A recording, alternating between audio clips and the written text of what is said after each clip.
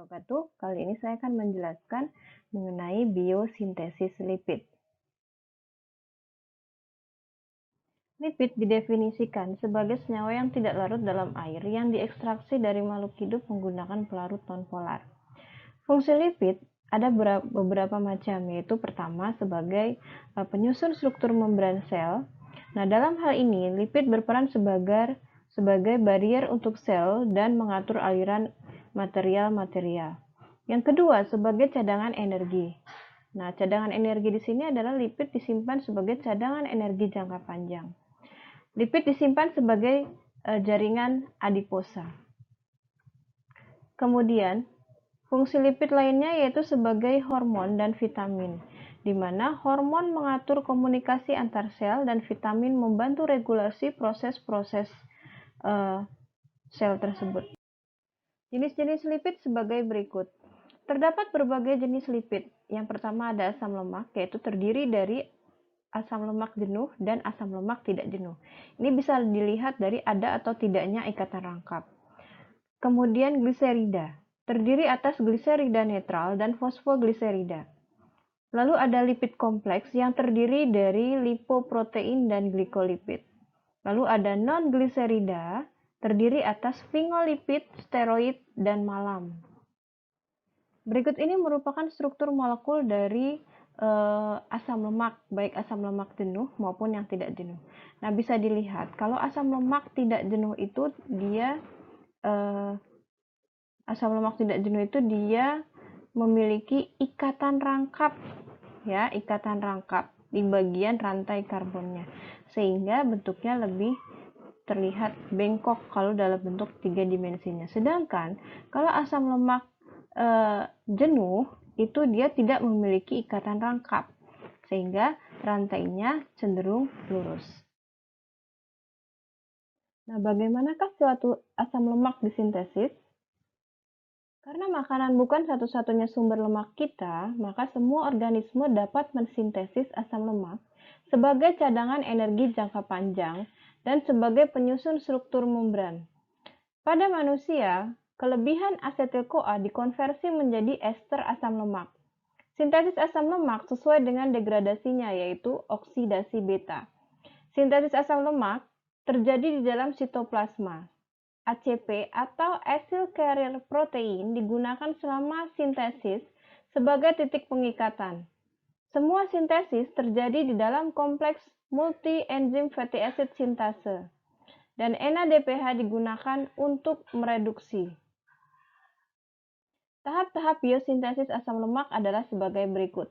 Jadi ada 3 macam tahap. Yang pertama, proses transport asetil-CoA dari mitokondria ke sitosol. Kemudian, proses pembentukan asetil-CoA menjadi malonyl-CoA. Yang ketiga, pembentukan rantai asam lemak dengan menggunakan sistem asam lemak sintase. Nah, yang pertama dibahas adalah bagaimana kita memindahkan atau mentransport suatu asetil-CoA dari mitokondria ke sitosol. Jadi karena asetil-CoA tidak dapat menembus membran mitokondria, padahal pada proses biosintesis lipid terjadi di sitosol, maka diperlukanlah suatu sistem ulang-alik gugus asetil untuk memindahkan gugus asetil melintasi membran mitokondria. Perhatikan gambar berikut. Jadi apabila ada asetil-CoA ya yang ada di mitokondria berlebih, maka akan dikonversi atau digunakan untuk mensintesis suatu asam lemak, maka asetil-CoA tersebut perlu pindah dari mitokondria ke sitosol. Nah, caranya pindah, dia harus berkondensasi dengan oksaloasetat sehingga membentuk sitrat. Ini masih di mitokondria. Nanti kalau sudah membentuk sitrat, ya, nanti baru bisa pindah ke sitosol. Nah, di sitrat di sini nanti akan terjadi proses pemecahan sitrat ya menjadi asetil-CoA dan oksaloasetat kembali. Begitu juga seterusnya, oksaloasetat akan berubah lagi menjadi malat, pirufat, kemudian akan keluar ya atau masuk ke dalam mitokondria menjadi pirufat kembali. Nah, perlu diingat di sini bahwa asetil-CoA itu membawa gugus asetil di sini yang berwarna merah. Nah, tadi dia berkondensasi dengan oksaloasetat, kemudian hingga terbentuk sitrat. Jadi yang dibawa oleh sitrat itu adalah gugus asetilnya. Nah, disinilah disebut dengan sistem ulang-alik asetil. Jadi, perpindahan gugus asetil dari asetil-CoA ke oksaloasetat membentuk sitrat, kemudian asetil tersebut dibawa oleh sitrat, ya.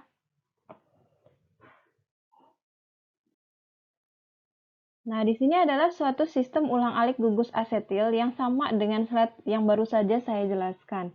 Jadi, ada asetil-CoA ini dihasilkan misalkan dari hasil oksidasi pirufat, ya. Pirufat itu dari glikolisis. Ini terjadi di mitokondria. Nah, kemudian asetil-CoA-nya karena dia membawa gugus asetil nanti akan berkondensasi dengan oksaloasetat membawa sitrat. Nah, kalau sudah berbentuk sitrat, baru dia bisa keluar dari membran mitokondria menuju sitosol. Nah, sitrat di sini dia membawa gugus asetil. Nanti akan dipecah menjadi asetil CoA, ya, CoA atau asetil dan oksaloasetat. Selanjutnya oksaloasetat menjalani siklus lebih lanjut lagi dan asetil di sini, ya, dan asetil CoA di sini dia akan membentuk asetil-CoA kembali, lalu digunakan untuk sintesis asam lemak. Proses selanjutnya adalah proses pembentukan asetil-CoA menjadi malonil-CoA. Jadi, asetil-CoA yang tadi sudah pindah dari mitokondria menuju sitosol, nanti asetil-CoA-nya harus diubah menjadi malonil-CoA. Nah, reaksi pembentukan malonil-CoA dari asetil-CoA dikatalisis oleh enzim asetil-CoA karboksilase, yaitu suatu enzim yang sangat kompleks yang mengandung biotin sebagai gugus prostetiknya. Nah, berikut reaksinya. Jadi, asetil-CoA di sini nanti akan dikarboksilasi karena adanya karbon dioksida, ya, atau ion karbonat di sini. Dan di sini membutuhkan ATP juga, ya, energi karena dia sintesis prosesnya sehingga terbentuklah suatu malonil CoA. Nah, reaksi ini dikatalisis oleh enzim asetil-CoA karboksilase. Tahapan selanjutnya yaitu adalah pembentukan rantai asam lemak. Nah, di sini menggunakan sistem asam lemak sintase. Jadi, enzim yang terlibat dalam biosintesis asam lemak diatur dalam kelompok atau sistem yang disebut dengan sistem asam lemak sintase. Nah, sistem asam lemak sintase ini terdiri dari 7 tempat aktif, yaitu ada ACP atau acyl carrier protein atau protein pembawa asil.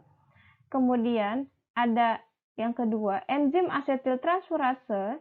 Ketiga ada enzim malonyl transferase. Keempat, enzim 3 ketoasil PPA sintetase. Kemudian 5 enzim ketoasil ACP reduktase. Kemudian keenam ada enzim 3 hidroksiasil ACP dehidratase dan terakhir enzim enoil ACP reduktase. Asam lemak sintase memiliki dua gugus sulfihidril atau gugus SH yang sangat penting, yaitu yang pertama diberikan oleh gugus prostetik dari fosfopantetein yang ada pada protein ACP. Kemudian, yang satu lagi, gugus sulfihidrilnya diberikan oleh residu sistein dari sistem multienzimnya.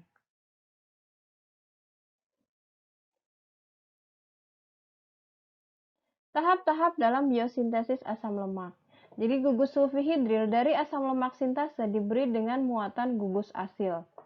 Nah, di sini ya perlu dilihat itu dibacanya dari atas ke bawah. Jadi ini adalah sistem multienzim, di tengahnya ada ACP. Kemudian di bagian sekelilingnya itu ada sistem enzim. Nah, ACP itu adalah acyl carrier protein, AT adalah asetil-CoA ACP transacetilase, KS adalah ketoasil sintase, kemudian MT adalah malonyl ACP transferase, kemudian KR adalah beta ketoasil ACP reduktase, lalu HD hidroksiasil ACP dehidratase, dan ER adalah enoil ACP reduktase. Semua enzim-enzim ini terletak pada sistem asam lemak sintase. Jadi pertama asetil-CoA, ya, asetil-CoA itu nanti akan berikatan dengan pada gugus sulfihidril ya, asetilnya itu pada enzim Ks, yaitu beta ketoasil ACP sintetase. Nah, di sini asetil-CoA yang masuk dia akan berikatan pada bagian Ks. Jadi letaknya seperti dia akan berikatan seperti ini. Nah, gugus malonil hanya mengikat pada gugus pantetein SH.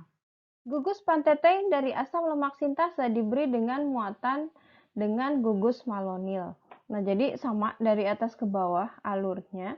Nah, ini yang tadi sudah berikatan, ya, yang sudah berikatan. Kemudian masuklah malonil. Nah, malonil ini sama dari asetil-CoA juga.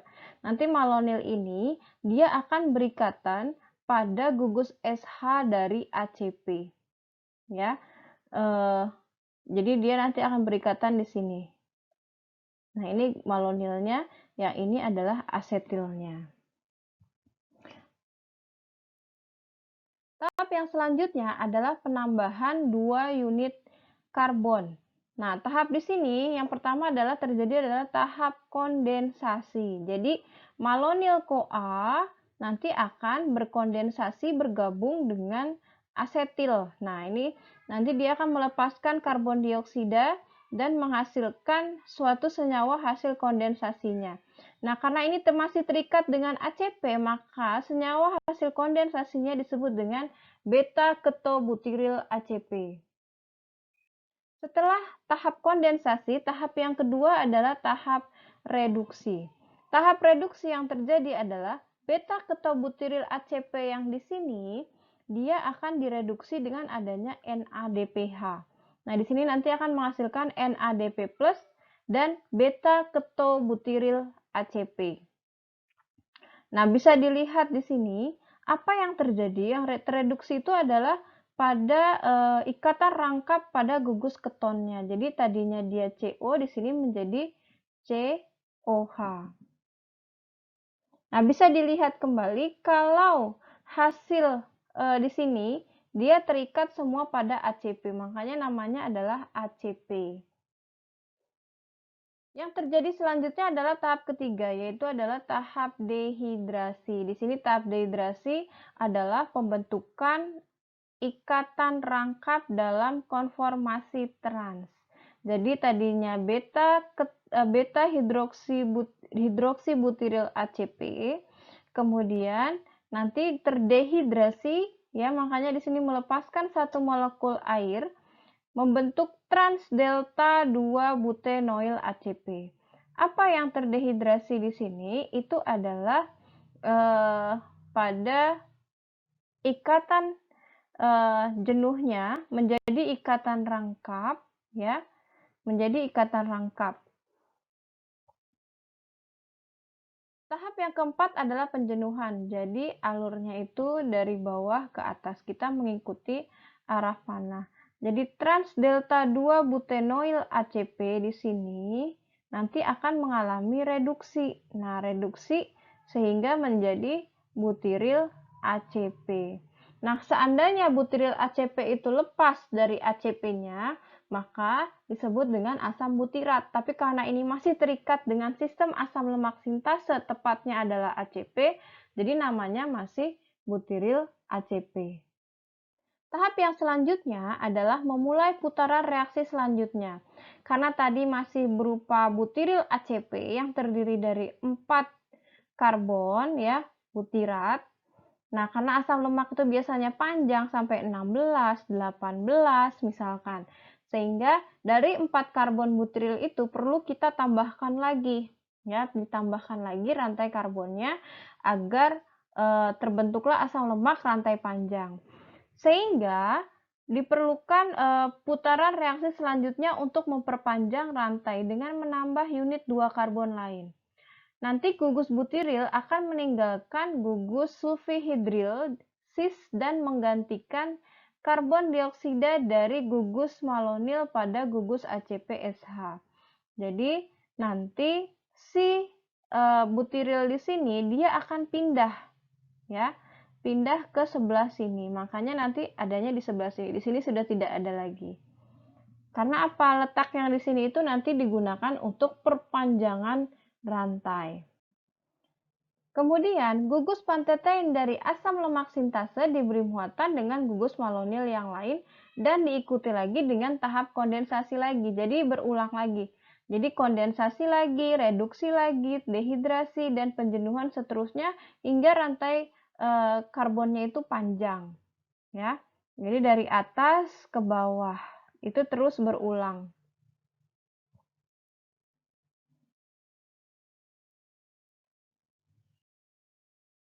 Nah, setelah melalui 7 siklus seperti di atas tadi, akan dihasilkan palmitoyl SACP sebagai produk akhir.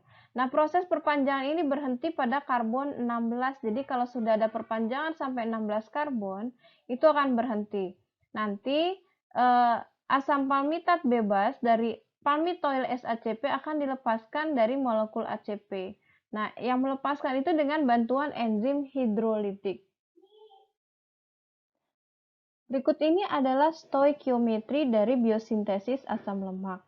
Jadi yang pertama adalah sintesis palmitatnya. Jadi satu asetil-CoA ini membutuhkan 7 malonil CoA untuk perpanjangan dari asam lemaknya itu sendiri sehingga dihasilkanlah palmitat. Nah, karena ada sintesis malonil CoA, maka 7 asetil CoA itu sama atau setara menghasilkan 7 malonil CoA.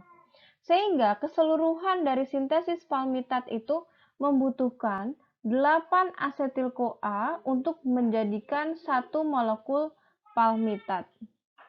Asam lemak esensial. Fungsi asam lemak esensial, jadi asam lemak esensial akan membentuk asam lemak karbon 20 atau eikosanoat. Dan dari eikosanoat akan dibentuk kelompok eikosanoid. Nah, kelompok eikosanoid ini sendiri adalah senyawa yang sangat penting dengan keaktifan fisiologis dan farmakologis. Dia terdiri atas molekul seperti prostaglandin, tromboksan, leukotrien, dan lipoksin. Pengaturan biosintesis asam lemak. Jadi kecepatan biosintesis asam lemak terutama ditentukan oleh kecepatan reaksi perubahan asetil-CoA menjadi malonil-CoA yang dikatalisis oleh enzim asetil-CoA karboksilase, yaitu suatu enzim alosterik. Asetil-CoA karboksilase akan menjadi aktif bila terdapat sitrat yang merupakan modulator pengaktif. Bila konsentrasi sitrat dalam mitokondria meningkat, maka sitrat akan keluar dari mitokondria menuju sitosol. Di sitosol, sitrat akan mengaktifkan enzim asetil-CoA karboksilase. Sitrat yang berada di sitosol merupakan isyarat alosterik bahwa siklus asam sitrat sudah cukup memperoleh bahan bakar, sehingga kelebihan asetil-CoA perlu disimpan sebagai lemak. Perbedaan beta oksidasi dan biosintesis asam lemak. Berikut ini merupakan perbedaan biosintesis asam lemak dan beta oksidasi asam lemak. Ya, jadi dapat Anda lihat di sini, ini beta oksidasi, yaitu suatu proses pemecahan asam lemak, dan sebelah sini adalah biosintesis asam lemak. Nah, terjadinya di mana perbedaannya? Terjadinya kalau beta oksidasi itu di mitokondria, kalau biosintesis di sitoplasma atau sitosol. Kemudian, alurnya seperti ini ya, dari atas ke bawah kalau beta oksidasi, dari fatty acyl CoA hingga ke fatty acyl CoA-nya panjang hingga fatty acyl CoA-nya itu semakin sedikit. Kalau biosintesis itu dari bawah ke atas. Jadi tadinya pendek fatty acid-nya ya menjadi lebih panjang. Di sini bisa dilihat CN+2, di sini CN. Nah, perbedaannya apa lagi?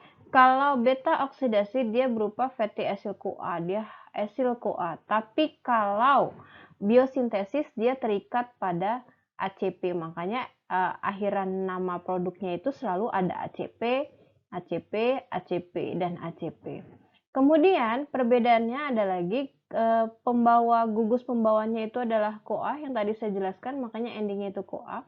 kalau gugus pembawanya untuk biosintesis itu adalah ACP. Lalu aseptor pada beta oksidasi itu adalah FAD, sedangkan di biosintesis elektron donornya itu adalah NADPH. Nah, kemudian elektron aseptornya di beta oksidasi itu adalah NAD+. Kalau di biosintesis itu adalah elektron donornya NADPH. Kemudian kalau di beta oksidasi, unit pecahannya yang jadi sederhana itu berupa asetil-CoA. Kalau di biosintesis, yang memperpanjang tiap-tiap donornya, dua karbonnya itu adalah malonil-CoA. Itulah perbedaan dari biosintesis dan beta oksidasi. Perbedaan dari biosintesis asam lemak dan oksidasi asam lemak bisa dilihat sebagai berikut. Ya, jadi ini perbedaannya. Nah, saya akan menjelaskan mulai dari jaringan adipos dulu, di mana di sini sudah saya jelaskan bahwa di jaringan adipos itulah tersimpan suatu lipida dalam bentuk triasilgliserol. Nah, triasilgliserol ini adalah suatu lipida yang disimpan sebagai cadangan energi jangka panjang. Jadi berbeda dengan karbohidrat. Nah, si trigliserida ini apabila dipecahkan ya nanti oleh hormon sensitif lipase, suatu enzim ya, dan hormon, dia nanti akan memecah asam lemak dari triasilgliserol tersebut. Nah, nanti triasilgliserol asam lemak dari triasilgliserol itu nanti diaktifasi ya tepatnya di sitosol, kemudian nanti baru masuk ke dalam mitokondria, dan disinilah terjadi suatu proses beta oksidasi asam lemak ya, suatu proses beta oksidasi asam lemak yang nantinya menghasilkan asetil-CoA. Kemudian dari asetil-CoA ini nanti apabila berlebih akan dialihkan kembali membentuk suatu asam lemak kembali. Nah, jadi nanti dialihkan, dia akan diubah menjadi sitrat ya. Kondensasi dulu dengan si oksaloasetat tadi. Ini masih terjadi di mitokondria. Nanti kalau sudah dalam bentuk sitrat baru bisa keluar dari mitokondria menuju sitosol.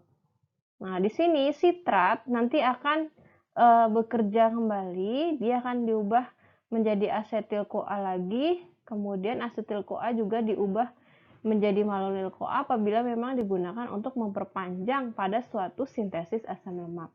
Yang nantinya terjadilah suatu sintesis asam lemak, contohnya asam palmitat. Nah, palmitat di sini tidak hanya palmitat dalam sintesisnya.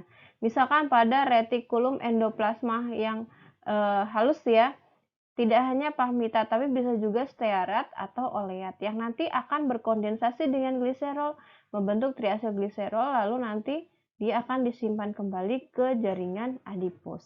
Nah, yang mau saya jelaskan di sini adalah tanda yang berwarna hijau dan warna merah.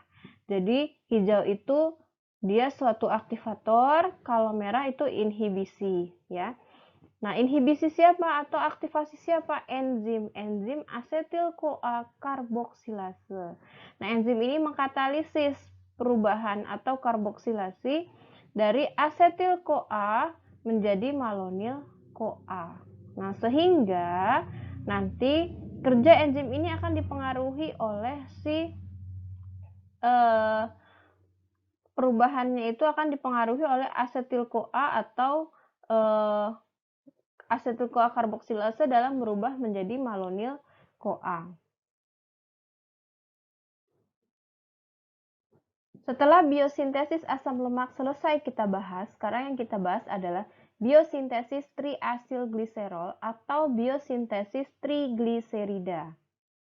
Dinamika lipid di dalam sel adiposa. Jadi ada tahap-tahapnya.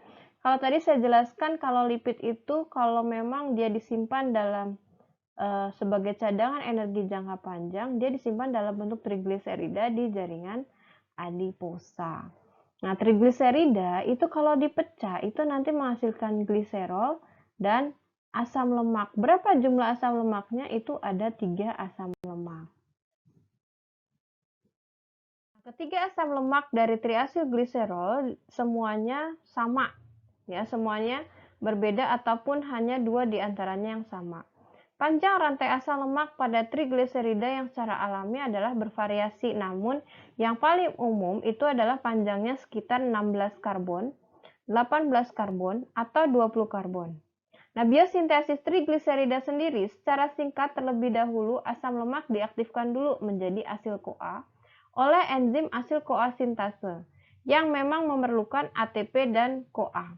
Dua molekul asil-CoA dengan gliserol 3-fosfat yang dikatalisis enzim gliserol 3-fosfat asil transferase, kemudian enzim 1-asil gliserol 3-fosfat asil transferase yang akan membentuk trigliserida.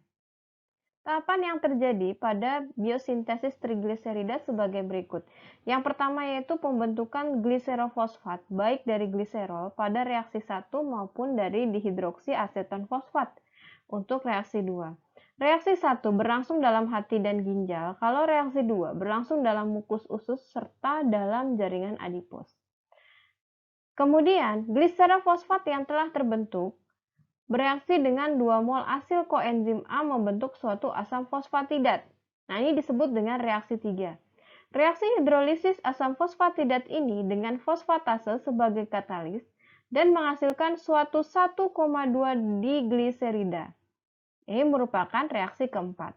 Nah, asilasi terhadap 1,2 digliserida merupakan reaksi pada tahap akhir karena molekul asil koenzim A akan terikat pada atom C nomor 3 sehingga terbentuklah trigliserida. Nah, berikut ini adalah contoh dari reaksi pembentukan trigliserida. Dia terbentuk dari gliserol. Gliserol itu sebelah mana? Nah, gliserol itu di sebelah sini. Kemudian karena triasil gliserol maka membutuhkan 3 asam lemak. Nah, ini asam lemak 1, 2, dan 3. Ini 3 ekivalen. Sehingga di sebelah mana letak asam lemaknya itu sebelah sini.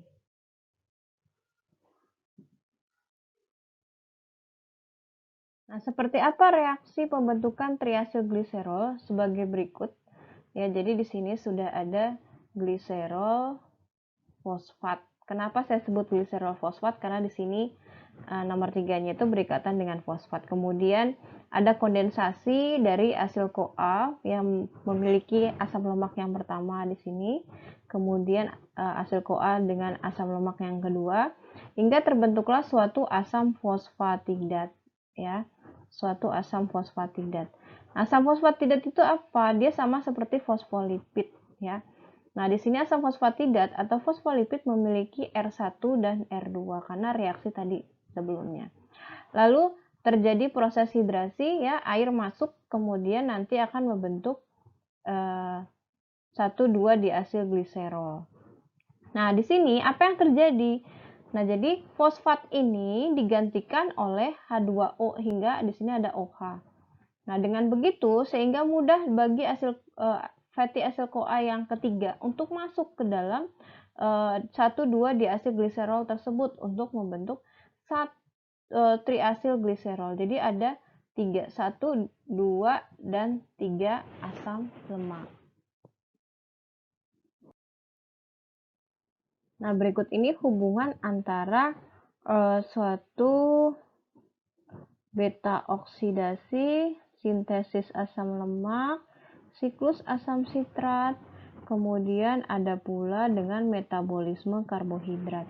Jadi memang endingnya itu adalah berupa asetil-CoA, nanti masuk ke dalam siklus asam sitrat, sama ya dengan beta oksidasi itu kan nanti menghasilkan suatu asetil-CoA. Dia nanti masuk juga dalam siklus asam sitrat yang nantinya memang endingnya itu dibutuhkan untuk pembentukan ATP pada rantai transfer elektron.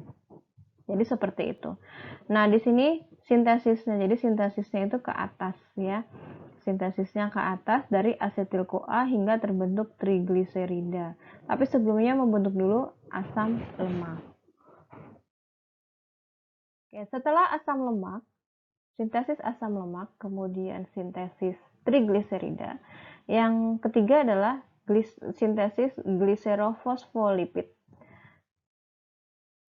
Biosintesis fosfogliserida. Senyawa fosfogliserida utama yang merupakan komponen membran sel dan lipoprotein adalah fosfatidil-etanolamin, fosfatidilkolin, fosfatidilserin, fosfatidilinositol, dan kardiolipin. Metabolisme yang terjadi dalam jaringan hewan dan tumbuhan tinggi itu biasanya berbeda dengan yang terjadi dalam sel bakteri. Namun pada kedua hal tersebut, digunakan nukleotida-sitidin sebagai senyawa pengangkutnya. Gliserofosfolipid atau fosfogliserida itu masing-masing memiliki yang pertama daerah kutub, ya, daerah kutub atau kepala polar yang terdiri dari biasanya adalah gliserol, atom oksigen karbonil dari asam lemak, fosfat, dan kelompok kepala kutub. Yang kedua, terdapat ekor hidrokarbon atau ekor asam lemak yang sifatnya itu non-polar. Nah, ini biasanya memang berasal dari asam lemak, makanya dia sifatnya non. Nah, berikut ini sebenarnya sudah pernah dijelaskan pada bab membran sel. Jadi, ini adalah suatu kepala polar, kemudian ini adalah ekor asam lemaknya yang bersifat non-polar. Kalau yang bagian kaki pendek ini karena memiliki ikatan rangkap pada rantai karbonnya, sedangkan yang lurus dia tidak memiliki ikatan rangkap. Nah, konformasi model dari perbedaan fosfolipid ya pada fosfatidilkolin dan triasil gliserol. Jadi ada perbedaan. Kalau triasil gliserol itu kan memiliki 3 asam lemak ya. Kemudian memang ada kepalanya itu yang bersifat polar yaitu adalah gliserol. Nah, ini gliserolnya. Tapi perbedaannya dia 3. Dia ada 3 asam lemak, R1, R2 ya, dan R3. Nah, ini 1, 2, dan 3. Beda dengan gliserofosfolipid. Kalau gliserofosfolipid dia hanya memiliki 2 rantai asam lemak. Ya, memang sama-sama memiliki kepala polar ya, kepala polar atau kepala fosfat di sini. Dia hanya memiliki 2 rantai saja. Dan bedanya lagi bagian kepala di sini terdapat kolin ya.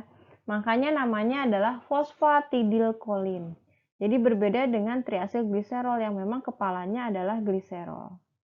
Macam-macam gliserofosfolipid ya. Jadi ada yang namanya fosfatidil-etanolamin, fosfatidilkolin atau disebut dengan lecitin, fosfatidilserin, fosfatidil-etanolamin, fosfatidilgliserol, dan kardiolipin.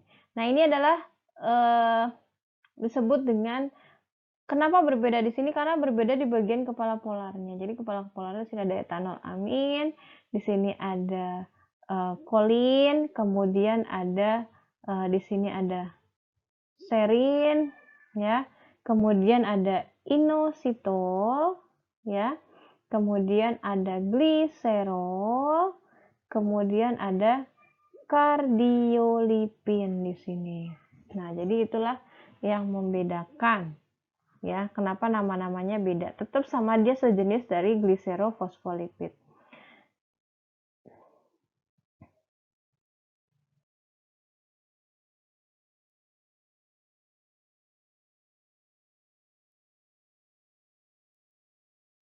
Nah, kemudian bagaimana dengan sintesis dari gliserofosfolipid tersebut? Nah, contohnya di sini ada contoh dari bagaimana terjadinya sintesis fosfatidilserin dari jalur CDP di asil gliserol. Jadi pertamanya itu adalah asam fosfatidat prekursornya. Kemudian dia membutuhkan CTP sebagai pengangkutnya. Tadi kan di depan sudah dijelaskan nukleotidositidin digunakan untuk pengangkutnya. Nah, kemudian nanti akan terjadi fosforilasi ya. Jadi dia nanti akan melepaskan satu fosfat yang digunakan hanya 2 fosfat saja. Makanya di sini namanya CDP. Sitidin difosfat dari sitidin trifosfat di sini. Nah, jadi CTP ketika berkondensasi dengan asam fosfatidat membentuk CDP di asil gliserol. Nah, pada saat pembentukan CDP diasilgliserol, sebenarnya di sini sudah ada sitosin di sini.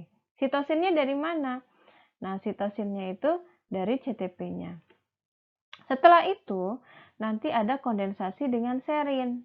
Nah, baru terbentuklah fosfatidilserin.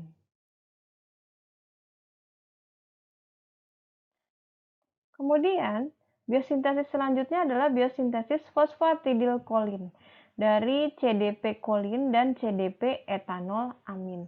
Jadi awalnya itu ada kolin ya, kemudian membutuhkan adenosin trifosfat sebagai energi hingga terbentuklah fosfokolin. Baru nanti berkondensasi dengan CTP-nya sebagai pengangkut, terbentuklah CDP kolin. CDP kolin akan berkondensasi dengan 1,2 diasilgliserol hingga terbentuk fosfatidilkolin atau disebut dengan lecitin.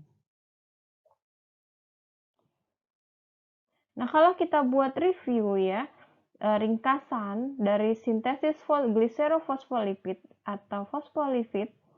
Nah, jadi seperti ini.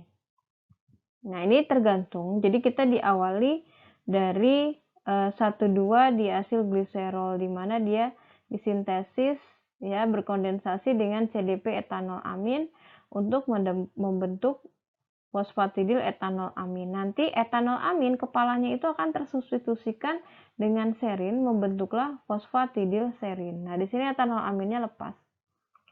Nah, kemudian dari mana di sini CDP etanol amin? Oh, ternyata dari sintesis antara etanol amin dengan ATP membentuk fosforil etanol amin lalu berkondensasi dengan CTP.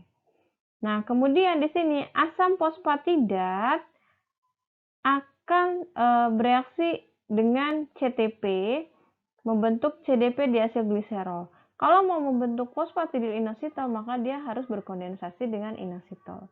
Untuk fosfatidilkolin, maka kolin ya harus berkondensasi dengan ATP membentuk fosfokolin. Baru nanti dia membentuk CDP kolin bereaksi dengan 1,2 diasilgliserol dan hingga terbentuklah fosfatidilkolin.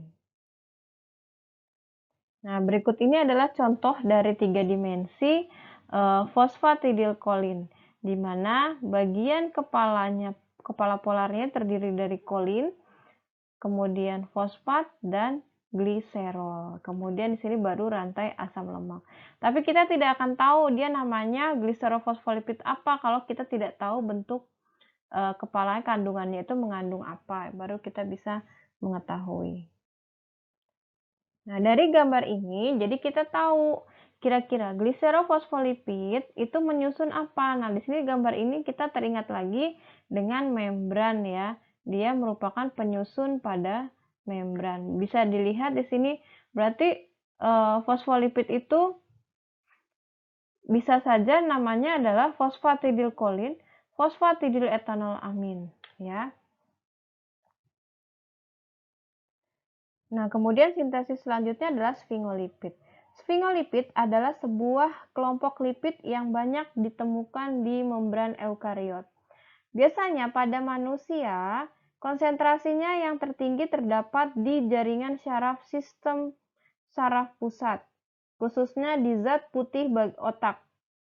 Sfingolipid mengandung rantai basa sfingoid, satu set alkohol amino alifatik seperti sfingosin.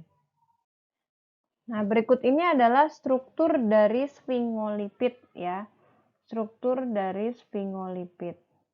Nah, kalau kita lihat di bagian tertentu ada huruf X di sini. X ini kalau dia terisi oleh atom H disebut dengan seramid. Kalau dia terisi X-nya itu dengan karbohidrat disebut dengan glikosfingolipid. Kalau X-nya itu merupakan satu fosfat ester, maka disebut dengan sfingofosfolipid. Nah, berikut ini adalah contoh dari sfingolipid struktur-strukturnya. Tadi memang yang saya jelaskan di awal itu dia mengandung rantai alifatik ya. Nah, di sini semuanya mengandung rantai alifatik.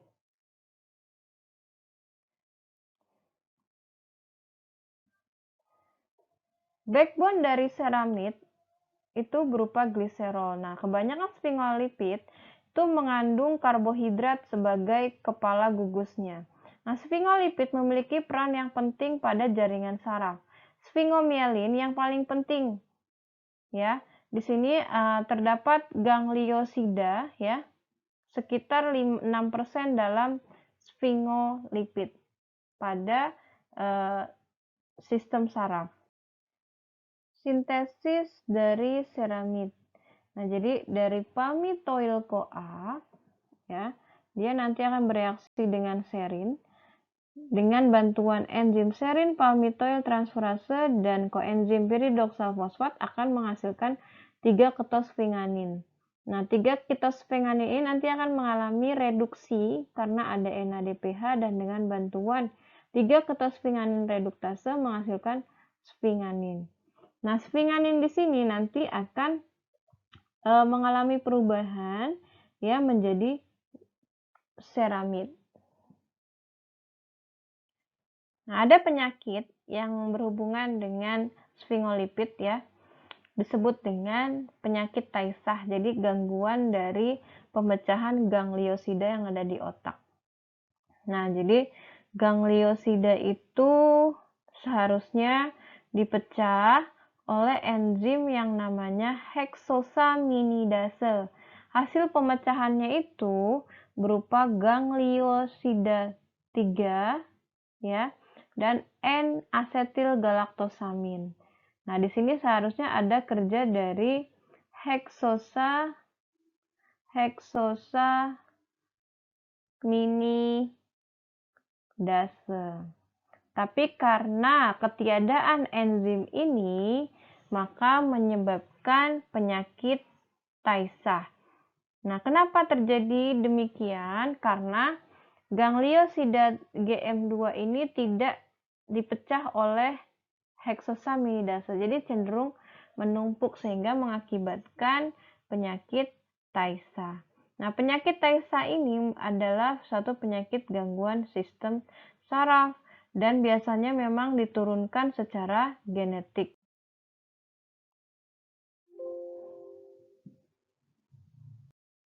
Penyakit yang berhubungan dengan biosintesis lipid itu pertama ada penyakit Gaucher, di mana penyakit ini terjadi akibat penumpukan glukoserebrosidase. Nah, jadi produk metabolisme lemak di dalam jaringan. Nah, ada 3 macam tipe penyakit Gaucher, tipe 1, tipe 2, dan tipe 3. Penyakit selanjutnya yaitu penyakit Tay Sachs yang menyebabkan penumpukan gangliosida, yang merupakan produk metabolisme lemak di dalam jaringan. Yang ketiga ada penyakit yang namanya Niemann-Pick, ini disebabkan oleh penumpukan kolesterol atau sfingomielin, yang merupakan produk metabolisme lemak di dalam jaringan dan menyebabkan berbagai gangguan neurologis. Lalu ada pula penyakit Fabry yang disebabkan oleh penumpukan glikolipid yang merupakan produk metabolisme lemak di dalam jaringan. Penyakit yang selanjutnya adalah oksidasi asam lemak. Di sini terjadi akibat kekurangan enzim yang dibutuhkan untuk memecah lemak. Nah, gangguan ini menyebabkan terjadinya gangguan fisik dan mental. Lalu penyakit Wolman yang terjadi akibat akumulasi gliserida dan kolesterol jenis tertentu pada jaringan tubuh. Lalu ada penyakit xanthomatosis cerebrotendinosa terjadi akibat akumulasi kolesterol di dalam jaringan. Penyakit ini pada akhirnya menyebabkan gangguan koordinasi gerak. Penyakit yang berikutnya adalah sitosterolmia. Pada sitosterolmia, lemak dari buah dan sayuran terakumulasi dalam darah dan jaringan. Nah, akumulasi lemak menyebabkan terjadinya penyakit aterosklerosis, kelainan sel-sel darah merah, dan xanthoma pada tendon. Lalu ada penyakit refsum, ya. Jadi terjadi karena asam vitanik yang merupakan produksi metabolisme lemak terakumulasi dalam jaringan. Akumulasi ini menyebabkan kerusakan saraf dan retina, spasiesitas, serta perubahan pada tulang dan kulit.